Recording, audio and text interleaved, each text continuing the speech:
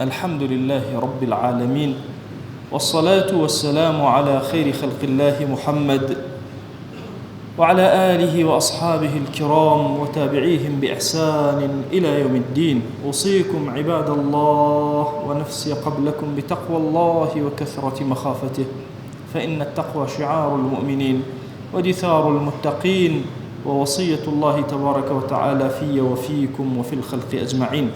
لپاش سپاس و ستایشێکی بێهەمتا بۆ کردگاری مەزنوو، داواکردنی درود و ڕەحمەت بۆ سەرگیانی پاکی پێشەوای مرۆڤایەتی محەممەد صلی الله تعالى عليه وسلم. لە باسی ذیکرەکانە باسی ذکری لا إله إلا الله سبحان الله مان کرد کە چ پلەپایەک بە ئینسانی مسلمان ئەدەن و بەرزی ئەکەنەوە. یەکێکتر لەو ذیکرانەی کە لەگەڵیا دوعا هەیە، هي أوتري أفضل الذكر وأفضل الدعاء. جورترين ذكر وجورترين دعاء بريتي لوتني الحمد لله. إنسان كان زياتر حمدي خواك سباسي خواك خوا زياتر بركة ورحمة بسر يدا أبارينه. أفرمي لفرمايشتك بيغمر صلى الله عليه وآله وسلم جورترين ذكر تان بيبلا مشي بريتي لا إله إلا الله. أفضل الذكر لا إله إلا الله، وأفضل الدعاء الحمد لله. جورترين دعاءك إنسان لجيانا بك بريتيل الحمد لله. إمام مناوي أفرمي بوشي حمدي خواك ذكرك لذكركان خوا سباس واستعيشي خواك لسن نعمتك كان بو بالدعاء حسابك ري. أفرمي لبروي خوا جل جلاله القرآن أفرميتي لئن شكرتم لأزيدنكم، أجر شكرتان كردم زياترتان في أبخشم. أفرمي همو حمدك كتو إيكي لسريك بلا نعمة كان لضمن ناوي أم حمديا دعايك هلقرتو خوايا أم نعمة بوزيادك وبوشت زيادك. أفرمي خوا جل جلاله القرآن لتنشوينك كومالي إني دانا وباداشتكرشي للدنيا راستو خويا لقل جيبجت كر هاتو تدي يشب لوانا بريتيا لوي كحمدت كر إلا خوا بوزيادك. بۆی ئینسانی مسلمان زۆر گرنگە لە هەموو سوچێکی ژیانیە ئاگای لە حەمدەکەی بێ. ئەخەوی هەڵئەسیتەوە ئەلحەمدوللا، لەسەر خواردندا ئەنیشی ئەلحەمدوللا، ئەڕۆیتە ناو سیارەکەت ئەلحەمدوللا، گەشتێکەکەی ئەلحەمدوللا، بەیانیەکەیتەوە بە لەشی ساغەوە ئەلحەمدوللا. ئەلحەمدوللا زۆر گەورەیە لە حەیاتی ئینسانی ئیماندارەکە خۆی پێ بڕازێنێتەوە. شکرکردنی خوا جەل جەلاله لەسەر نیعمەتەکان لایەک سپاسگوزاری ئینسانەکەی دەری ئەبڕێ، لایەک داواکردنی ڕەحمەت و بەزەیی زیاترە کە تەڵەب ئەکا لە خوا جەل جەلاله. ئیمامی موزەنی فەرمێ حەماڵێکم بینی زۆر مانەوە بە ئیش و کاروبارەوە، بەدەم ئیش و کاروبارەوە دائیمە دوو ذیکری ئەخوێن، دەمێ ئەیوە ئەستەغفر الله، دەمێکیش ئەیوە الحەمدولله. ئەڵێ سەرم سوڕما ئەم کەسە ئەوەندە ماندووە ئەم ذیکرانە دووبارە ئەکاتەوە. ئەڵێ پرسیارم لێ کرد ئەی عەبد ئایا ذیکری تر نییە تۆ بیکەی تەنها ئەم دوو ذیکرە ئەکەی؟ فەرمووی لەم دوو ذیکرە زیاتر شک نابم، چونکە ئینسان یان لە نێوان نیعمەت و گوناهایە، یان گوناهی کردووە ئەڵێ ئەستەغفر الله، یانە ئەوە تا نیعمەتەکانی خوا ئەبینێ و ئەڵێ الحەمدولله. بۆیە وتنی الحەمدولله زۆر گەورەیە. تەنان لە فەرمایشتەکە ئەفەرمێ الحەمدولله تەملەء الميزان. میزانی تۆ لە ڕۆژی قیامەتە چی پڕی ئەکات؟ تەرازوی ژیانی تۆ، إحسان وحسناتي تو تشي بري أكا. أفرمي الحمد لله، حمدي خوا بري أكات. يا أفرمي سبحان الله والحمد لله تملأ أو تملأان ما بين السماء والأرض. يكجار كاتك سبحان الله الحمد لله أخيت بنا يكو أيان لي نيوان أسمان وزوي شنك بانتايو بلندي بأندازي أو خير وأجر باداس وأنسر. همو أوانيك حمدي خوا زور أكن بيتي حمد يعني هي لقيامتها. في غمر صلى الله عليه وآله وسلم لحديث قدسي أفرمي كاتك عبدك لعبدك كان خوا أمر أكاب ملائكة روحي ولدكي بكيشن أولادكي.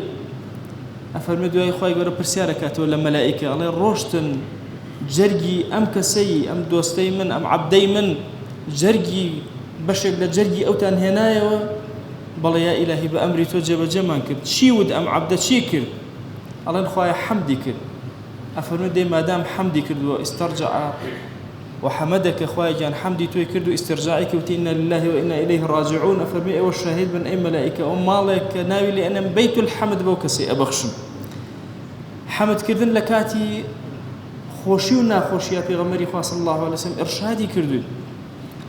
خۆشەویستی دڵمان کاتێک کە خوای گەورە نیعمەتێکی پێ ئەدا ئەی فەرموو الحەمد لله الذي بنعمته تتم الصالحات.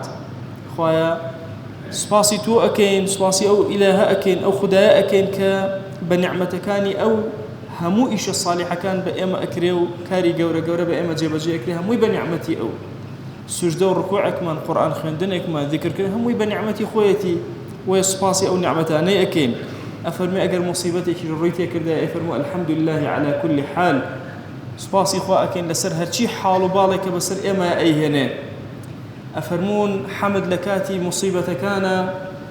مصیبەتەکان بۆ ئەکاتە خۆشی، دوعایەکی ضمنینە و حەمد لە کاتی مصیبەتەکانە ئەوەیە کە خوایەکیان ئەم بەڵایم لەسەر لاگرە، لا ببە بە خۆشی و بە کەڕەم شوێنی ئەم بەڵایم بۆ بگرەوە بۆم پڕکەرەوە.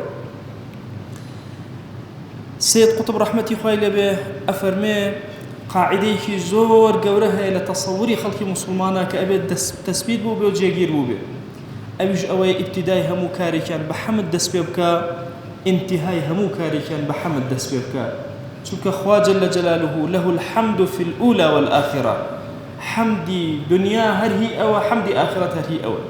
بۆیە عەزیزانم بەتابەتی لەم زەمەنی غەفڵەتەی ئێمە زۆر پێویستمان بە چاوکردنەوە هەیە، نیعمەتەکانی خوا ببینی و سپاسی لەسەرکەین.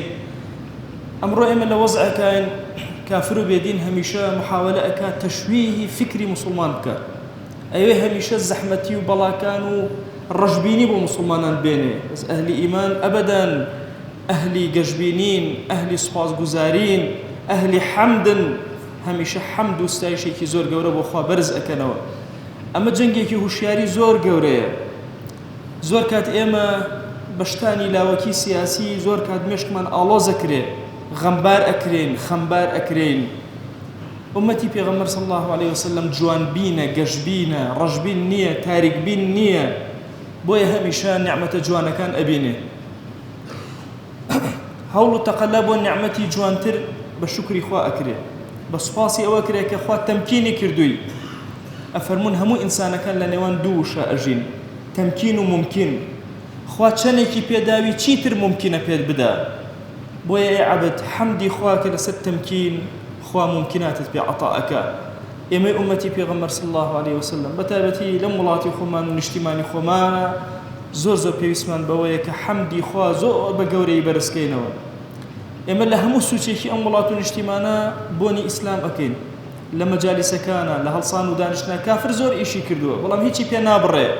نەتیجە ئەم میلەت و گەلە تەنها دین و ئیسلام. بۆیە ئەگەر حەمدی خوا زۆر بکەین، خوا زۆر دەرومان لێ ئەکاتەوە. تەسەوورکەن کافر چەندە ئیشی کردووە، ئێستش بێدینی عیبەیەکی زۆر گەورەیە لە وڵات و نیشتیمانی ئێمە کە ئەمە خێرێکی زۆر گەورەی ڕووی تێکردوین. هەرچی بەڵام مصیبەتە ڕوومان تێ ئەکا ئێمە بە گەشبینی سەیرەکەین. ئومەتی پێغەمبەر صلی الله عليه وسلم ئومەتێکی زیندووە، قەت گوێی لەوە نەبووە کاتێکەوە عارەخە و خوێنی و فرمێسی لێ ڕژاوە، هیممەتی بەرز بووە، هەوڵی داوە، جیل بە جیل گەورە بوون لەسەر خواناسی، لەسەر تاعەت، لەسەر عەبدایەتی. کافر زۆر کاری کردو بۆ ئەوەی دین تەشویهکە لەناو ئومەتی پێغەمبەر صلی الله عليه وسلم، بەڵام دینداری زیاتر ڕەگی داکوتاوە، باشتر گەشەی کردووە و باشتریش گەشە ئەکات. ئەو جیلانەی کە هێنە پێشەوە ئینشاءڵڵا ئومێدمان هەیە زۆر بە گەورەتر بێنە پێشەوە. ئومەتی ئیسلامی لە خەیری زۆر گەورایە، بۆیە سوپاسی زۆر گەورەی ئەبێ ڕەب العالەمین کەین، هەتا لەعەل ڕەب العالەمین دەرگاکانی خەیر بەسەر تاکی مسلمان، کۆمەڵگەی مسلمان ئومەتی پێغەمبەر صلی الله عليه وسلم ئەکاتەوە. داوا ئەکەین لە ذاتی پاکی پەروەردگار خوای بۆ خاتری گەورەی خۆ لەو عەبدانەمان حساب بکە کە زمانیان پڕە لە شکر و ذیکری تۆ. خوای لەو عەبدانەمان قبول کە دڵیان بە دڵ شکری تۆ ئەکەن یا ڕەب العالەمین. یا ربی خوای داوان لێ ئەکەین لە هەموو گوناهێکمان وەبورە، دەرگاکانی خەیر بەسەرمانە بکەرەوە. خوای بۆ یەک چرکە سات مەمان دەرە دەستی خۆمان، تو گەورەی خۆت خوایە داوات لێ ئەکەین بە کەڕەم و ڕەحمەتی خۆت هەرچی دەروازەی خێرە بەسەرمانە بیکەرەوە. یا ربی خوایە تاکی ئومەتی پێغەمبەر صلی الله عليه وسلم هەمووی بخەرە خۆشی و ڕەحەتی و لە ناڕەحەتی و زەحمەتی لاماندا. خوایە کۆمەڵگەی موسڵمانان تایبەت ئەم وڵات و نیشتیمانەی ئێمە خوایە پڕکە لە دینداری، خواناسی، لە فەساد دوورمان خەرەوە، لە خراپەکاری دوورمان خەرەوە، هیممەتمان بەرزکە بۆ خزمەتی دینەکەت، بە ئەهلی ذیکر و شکری خۆت قبوڵمان کە یا رب العالمین. خوایە ئەم ئیماندارانە ڕویان کەوتە ئەم ماڵەی تۆ، خوایە ئەمانە ئەهلی شکری تۆن، ئەهلی ذیکری تۆن، ئەهلی فکری تۆن، أما ندسي الزليل دعاء برزنا كانوا تنها بوتو نبي ركوع نابا لحضوري تويا نبي سري برزيا النبي ناكن لسجديا تنها وتنها لمقامي تويا نبي دا إلهي دا واللي أكن بكرمي خد دعاء كان قبولك ادعوا الله وأنتم موقنون بالإجابة.